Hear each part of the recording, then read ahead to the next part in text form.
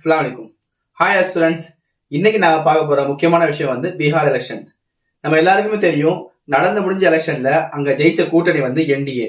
So இப்போ அங்க 10வது வாட்டியா நிதிஷ்குமார் சிஎம் மாற போறாரு. ஆனா உங்களுக்கு ஒண்ணு தெரியுமா, அந்த நிதிஷ்குமார் எம்எல்ஏவே கிடையாது. சரி, எம்எல்ஏவே இல்லைன்னா கூட சிஎம் மாற முடியுமான்னு கேட்டா ஆமா முடியும்.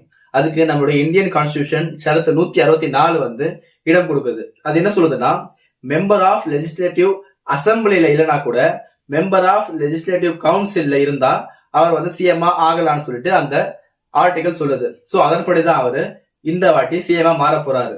சரி, இந்த மெம்பர் ஆஃப் லெஜிஸ்லேட்டிவ் கவுன்சில் வந்து மொத்தம் எத்தனை மாநிலத்துல நம்மளுடைய இந்தியால இருக்குன்னு நம்ம பார்த்தோம்னா மொத்தம் 6 மாநிலங்கள்ல இருக்கு. அந்த 6 மாநிலங்கள் என்னதுன்னா ஆந்திர பிரதேஷ், கர்நாடகா, தெலுங்கானா, பீகார், உத்தரப்பிரதேஷ் அண்ட் மகாராஷ்டிரா. இதுதான் அந்த 6 மாநிலங்கள். இந்த எம்எல்சி நம்மளோட தமிழ்நாட்டில் இருந்துச்சான்னு பார்த்தோம்னா ஆமாங்க இருந்துச்சு. எப்போ எஸ்டாப்ளிஷ் பண்ணாங்கன்னா 1861ல மெட்ராஸ் லெஜிஸ்லேட்டிவ் கவுன்சில்ங்கிற அந்த பேர்ல எஸ்டாப்ளிஷ் பண்றாங்க. எப்போ அபாலிஷ் பண்றாங்கன்னா 1986 நவம்பர் 1ல வந்து அபாலிஷ் பண்றாங்க. சோ யார் அபாலிஷ் பண்றாங்கன்னா நம்மளுடைய முன்னாள் முதலமைச்சர் டாக்டர் எம்ஜி ராமச்சந்திரன் அவர்கள். சரி, இந்த எம்எல்சி வந்து அபாலிஷ் பண்ணதுக்கு அப்புறம் இதை மறுபடியும் கொண்டு வரதுக்கு ஏதாச்சும் முயற்சிகள் எடுத்தாங்களான்னா ஆமாங்க எடுத்தாங்க. 1989ல ஒரு வாட்டி முயற்சி எடுத்தாங்க, 1996ல ஒரு வாட்டி முயற்சி எடுத்தாங்க, அதே மாதிரி வந்து 2010லயும் முயற்சி எடுத்தாங்க. ஆனா 3 வாட்டியும் ஃபெயிலியர் ஆயிடுச்சு.